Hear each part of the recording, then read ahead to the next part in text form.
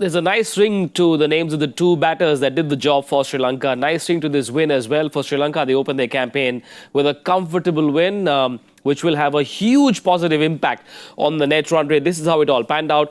Only 140 to chase, and they did so with 32 balls left. That's how it is. Sri Lanka win by 6 wickets. You're watching Cricbuzz Live with a very happy duo of experts, Harsha Bhogle and Dinesh Karthik.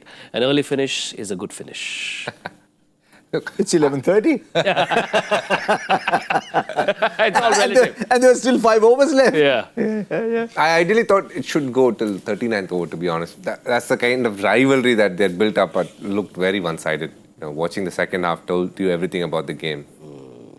It was a very attractive display of batsmanship from those two. Actually, if you look at Sri Lanka over the years, even when they're not doing well, their batsmen are always good-looking batters to watch. And you're not only looking Sangakkara, Jayawardene, Dilshan, they were in a different league. But you look at some of the others.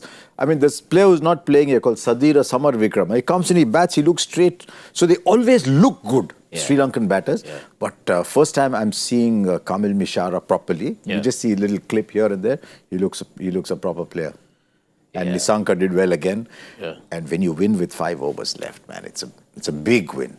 One of the upsides of tournaments like these is that we get to discover names and players like Kamil Mishara. What did you make of him? He's got good skill. Yep. He likes the short ball. He plays quite nice, square of the wicket. And he's able to use his height to good advantage when trying to go downtown to spinners of the front and back foot. So overall, he looks a good talent.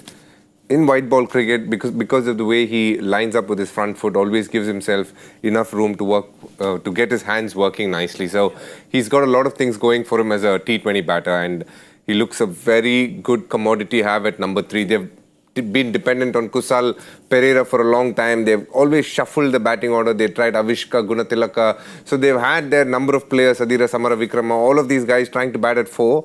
But I think they have found that number 3 and 4 right now with Kusal Perera coming in slightly lower. Mishara batting at 3 and 5, Charita Asalanka. They look a much more settled. Today Shanaka came, but generally Asalanka would come at 5. So they look a much settled batting order if Mishara bats this way. Pathum Nissanka as well set the tone and looked comfortable. He's in the form of his life. I mean, in the last 12 months or so, every time I've looked at a Sri Lanka scorecard, you've seen Pathum Nissanka scored runs. But in all formats, he's not only scoring runs in T20. In fact, I think it took a little time to adjust to T20 initially, but now he's adjusted very well. He's playing the short ball well. And in all fairness, they did bowl a lot short, Bangladesh, even the spinners did. So he's looking on top of his game. And you know, they say when you're in form, max your form. Just get all the big runs because form can be fickle. You never know when it goes away. At the moment, form is in his back pocket. Off day for Kusal Mendes, but if he gets going, Nissanka, Mendes, Mishara, Asalanka, this is a pretty solid, formidable top 3, 4, 5 for the side. Both the Kusals are very talented players. It's just that they had an off day today. But if you do look at Sri Lanka's batting in general, they've always had good names, decent players, but the fact is that suddenly one day they'll got all out for 80 and you're thinking, oh, what happened there? And that has been a bit of a Achilles heel for them. When one fine day they just don't fire as a group, and that has been the issue for them sometimes. And over a period of time, it has happened so consistently that you don't know sometimes which Sri Lanka is going to turn up. There is a team which will fight, especially when they have a bigger cause to fight for, like, you know, they had that turmoil in 2022 when they went on to win the Asia Cup with everything happening back in the country. So they have the potential, they have the skill.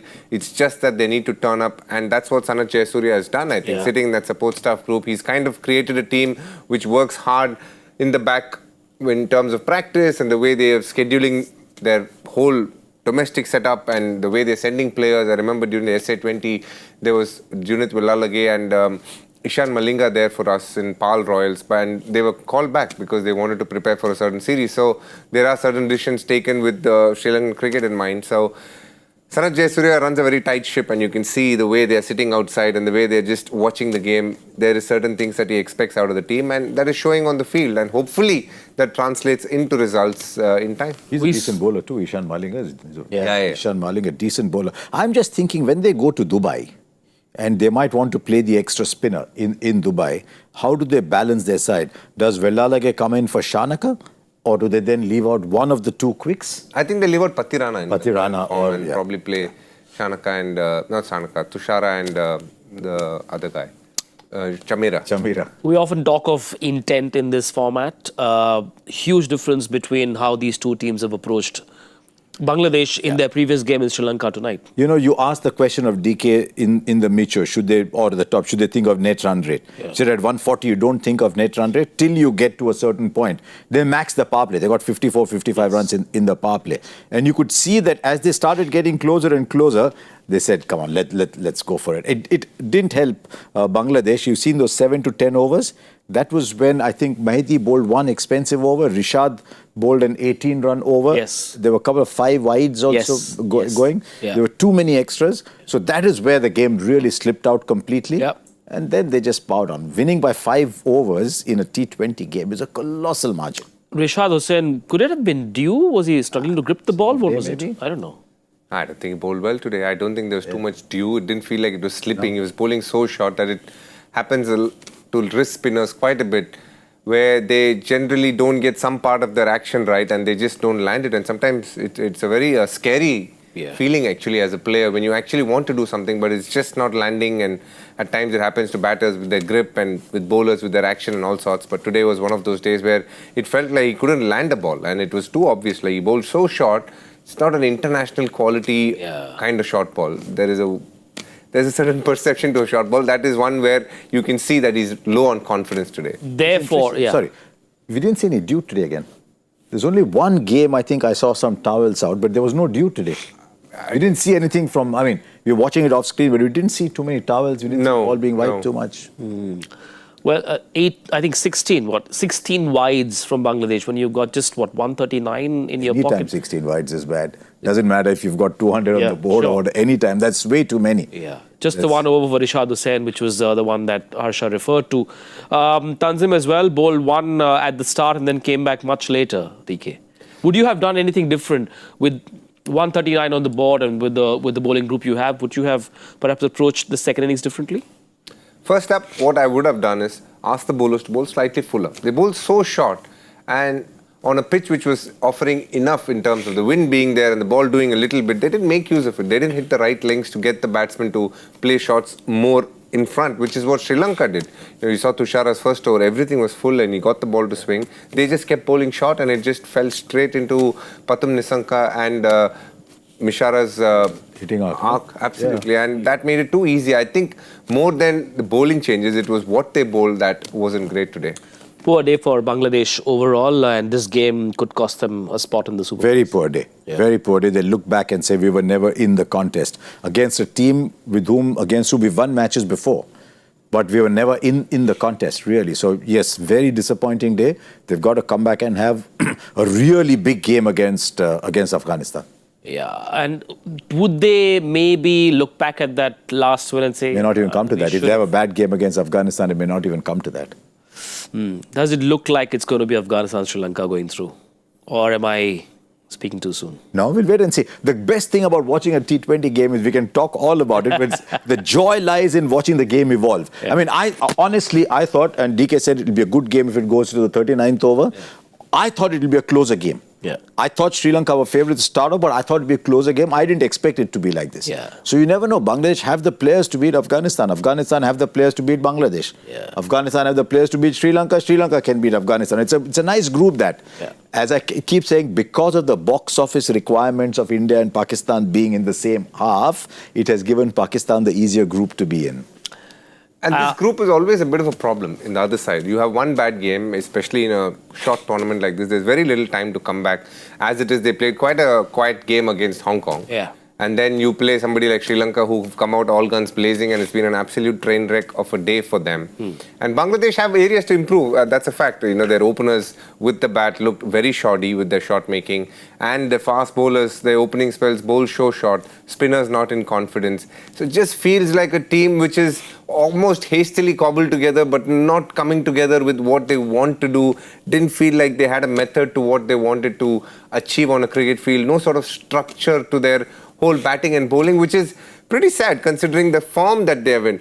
I would like to think it's an off day, but there is a certain way to have an off day. It didn't feel like they were in the game right from the start with the bat and then with the way they bowled. Long before I joined this industry, Harsha, I'd often look at your views on a cricket show, have I especially done when now? India Okay. lost? Yeah. Because you would sort of put things in perspective. The Bangladesh fans, perhaps justified in being exasperated or frustrated, what would you say to them? It's okay. The fans always watch a game irrationally. The fans have very high expectations. The fans are very tribal, and that's how it's meant to be as a game. But you've got to tell the fans, listen, this is how good the team is at the moment. Look at the track record. Temper your expectations a little bit because, look, Bangladesh been around 25, 30 years. Yeah. They've at the highest level. I mean, I remember seeing a test match back in 2004.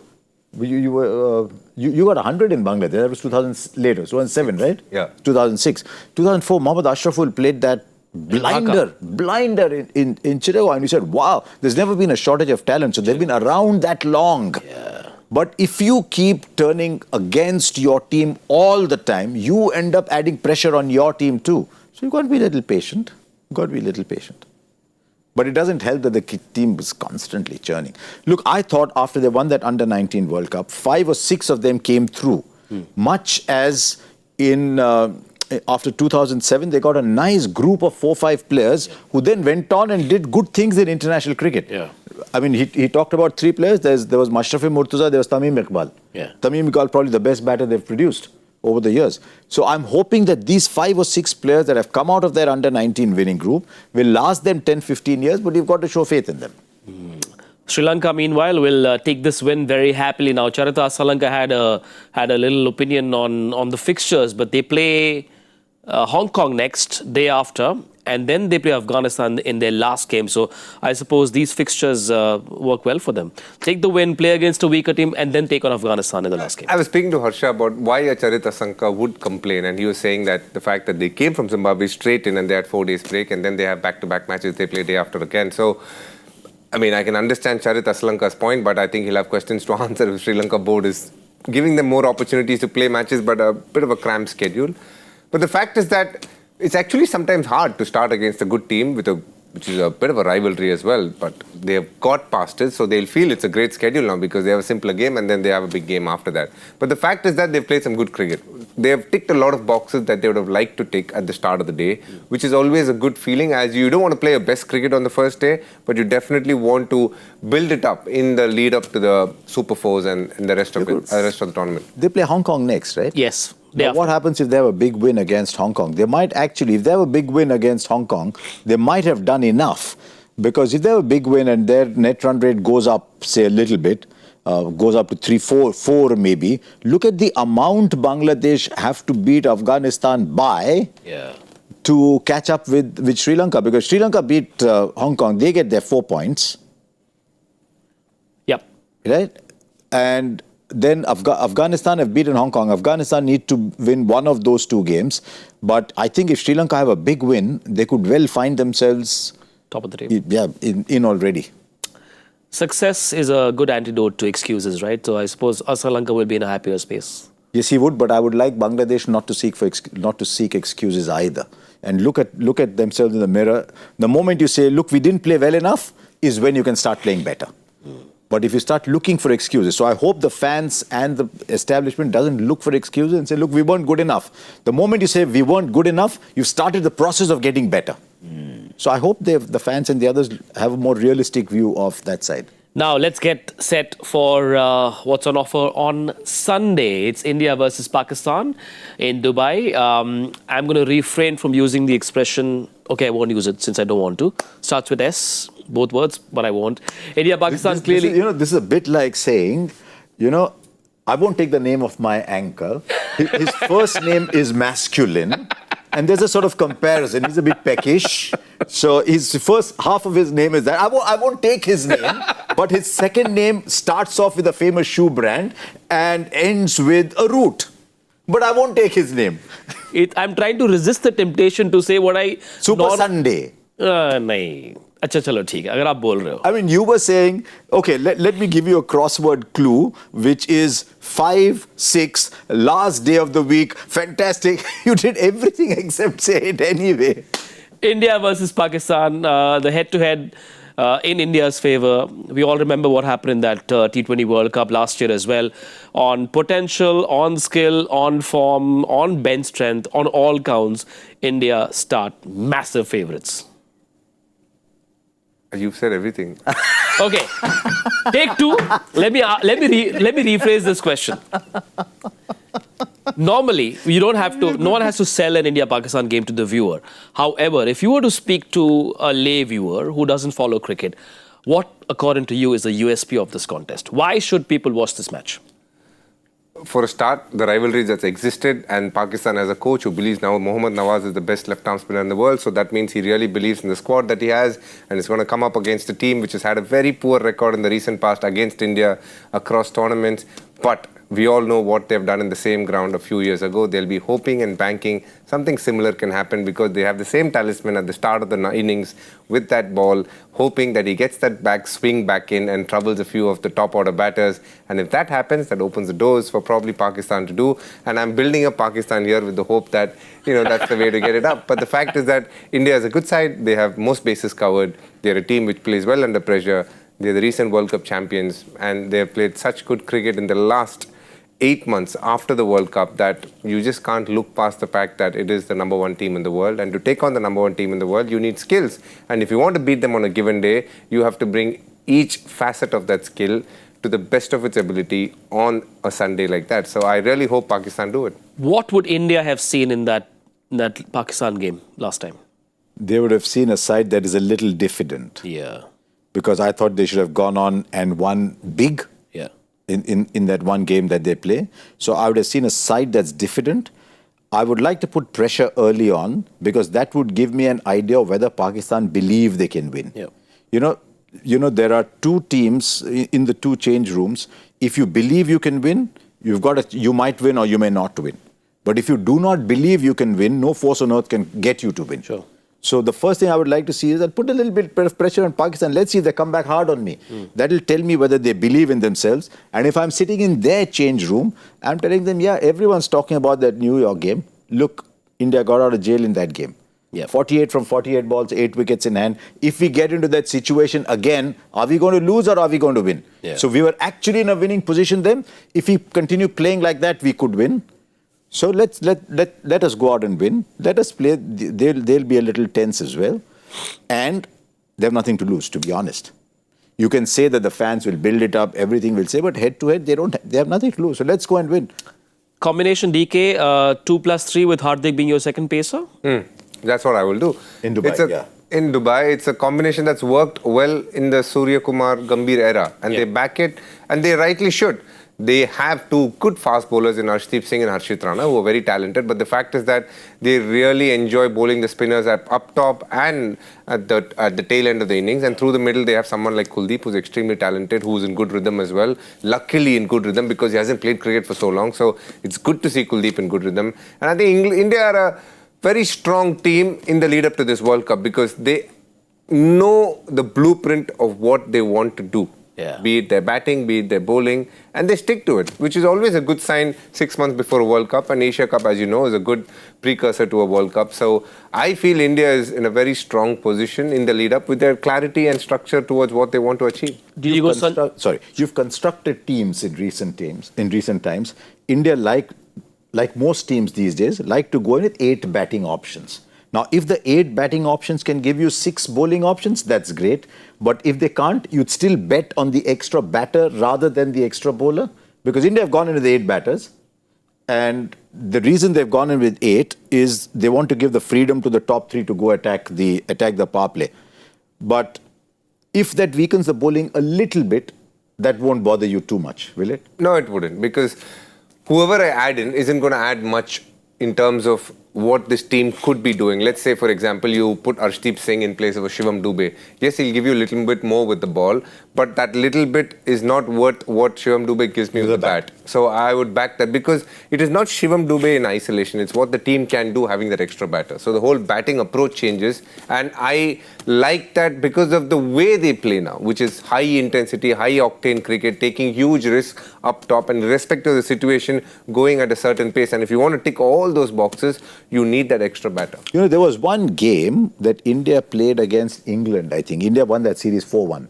The home series against England. Was it against England? India were about 30-40 for 3 and ended up almost making 200. India want to play that kind of cricket, saying, even if I am 30 for 3, I don't want to be suddenly saying, oh, okay, what if I lose another wicket and inch their way to 140, 150? Even if I'm 30 for 3, I still want to have the firepower to go on and get 180, 190, which is almost par score on most days. Yep. In international cricket these days. So if you have 8 batters, that allows you to keep going right through the innings. Yeah. And I think that is the template that Surya Kumar Yadav and Gautam Gambhir have said, that we will keep attacking. And we had the run rate graphic, if you remember, at the start, which showed how that India consistently going at above 9 runs and over. Yep. So I think that is the template India want. That is why 8 batters. If it means diluting the bowling a little bit, they're okay with that because they're backing themselves to go at 9 and over consistently. The other thing is, I hope India are not too worked up by this game. Yeah. A calm India will... And I don't see that in Surya Kumar Yadav's personality. I don't see that in Shubman Gill's personality. I don't see them getting too worked up by the game. I don't think the games are also as pressurized as it was before. Yeah. I think the most pressure-filled game would have probably been the 2022 Melbourne game. I think it was built up quite a bit. They had a team which had just beaten India in the previous World Cup, so there was a little bit riding on it. Yeah. But after India got through that game, which was pretty much a get-out-of-jail kind of game, because we were almost 10 overs into that game, you would give everything for Pakistan to win that game. From the way we came back and won that game, I think that gave too much confidence. I think if India, after that, the way we have dominated Pakistan, wherever we have played, says a lot. And again, this New York game is an example where they were in pole position, they were going quite well, but you always knew on that pitch, all we needed was 1 wicket and we'll come back, and that's exactly what happened. Yeah, Bumrah magic worked in that game. For Pakistan, do they bring in Haris Rauf or Fahim Ashraf, or do they go with the same 11? It depends on what their thinking is. If they're thinking just like India, they're constructing their team just like India, if you see. Bat till 8.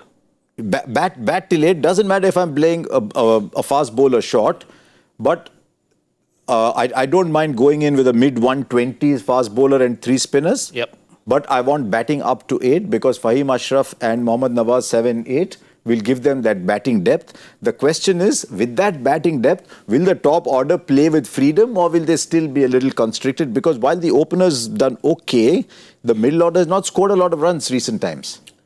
Key matchup, is it Shaheen Shah Afridi versus Abhishek? To my mind, absolutely. Abrar Ahmed is a very good bowler as well. Abrar to Surya's as well. That hasn't happened before. So that again is a serious contest through the middle. And India have some good players of spin through the middle. Tilak How many balls before Surya Kumar Yadav sweeps Abrar? First ball is First ball, yeah. There'd be lots of fans thinking about that MCJ game you spoke about. The win predictor said what it did. What was going through your mind in the dugout? At that time, I was just literally wishing that Virat Kohli and Hardik Pandya's partnership is fruitful, because I was padded up next. I was just ready to bat. I was just focusing, thinking, okay, what should I do next? Whichever situation, as the overs panned out, I was thinking, okay, when I go, I need to be doing this. I was just calculating and using my usual calculations to understand how I need to be reacting like a middle order batsman, though I was looking at that more. I'm sure the way Harsha Bhogle would have watched the game would have been very different to what I would have watched, because I'm in the hot seat, I'm going to bat up and go next. So I was thinking very differently. I wasn't thinking so much about results. I was thinking, okay, this is what these guys will be looking to do. When I go in, I'll probably have to do this, whatever. And I always have 2 images in mind. One, I'm batting with Hardik, one, I'm batting with Virat Kohli. So I'm constantly putting those thoughts in my mind as to what I should be doing. In between, speak to Rahul Dravid a little bit about, is it me who's going in next, or is it somebody else, whatever, all of those kind of things. So I was very calculative about what I needed to be doing. I didn't do much when I went in. That is completely different. No, I'll tell you what you did, because I was calling that game. You ran 3 like you were 16 years old. I don't know. Were you quicker in that game than when you were 16? Because that 3rd run that you ran, that was an incredible 3 to run. Yeah, because Virat didn't know, actually, I think, about the stumps. Yeah, a lot of people are foxed by that, to be honest. Yeah. That, I had to alert him at that stage to, run that run. And then once he... But the started third running- was a fantastic piece of running. Was the walk back to the dugout the slowest of your life? Yeah, I was pretty shocked. It was a shot that I normally play, and I played quite nicely, the sweep shot. He bowled right into my pads. I kind of knew that was what he was going to do because of the field that he had set. So I was all set. It's just one of those things, you know, if it's not meant to be. Hit my inner thigh pad and went rolled back to Rizwan. I didn't know where the ball was. It happened, but the best part was Ashwin came in and played a bit of gully cricket and got it done quite nicely. How do you leave a ball, man? That's crazy. He said that happened because he's played so ball. much gully cricket in his building, in his colony. He's so used to doing it. When somebody bowls down, somebody targets the Just stump, move you just inside. move it so that you get an extra ball, and that's exactly what happened. DK, gully cricket, we've all done that while we are playing in front of our... You just move inside and let it go down leg side. But to do it in that environment was something else, man. I think the subconscious takes over at that point of Perhaps. time as well, along with And then adrenaline. just bit of both. Easy chip, yeah, meant to be. All is well that ends well. And of course, the icing on the cake was Mr. Bhogle on air. Do you feel the The pressure? icing on the icing on the cake was Virat hitting the sixes and Ashwin finishing the boundary. Did you feel the pressure, sir, in that moment? No. Why? Big moment. The whole world's But I'm not batting. I'll feel pressure if I'm batting or bowling. Why will you feel pressure calling it? Do you have You fans? just call it as you see it, no? I'll tell you what else was in my favor. There was Ian Smith, who's one of the best callers in those situations. He was down pitch ground side. Yeah. So we were constantly having that corner. The only thing that I was thinking about at that time was you can't be jingoistic because the game is not over yet. Yeah. Virat has hit 2 sixes, unbelievable shots. The first more than the second. Yeah. The moment he hit the first, the second on the pad was more vintage Virat. But there's still 15 to get. If you go overboard on the 2 Virat sixes and India lose the game with 15 of the last over, you're going to look like an idiot saying, you're a caller, you called the game saying, yeah, Virat, whatever, you lost the game.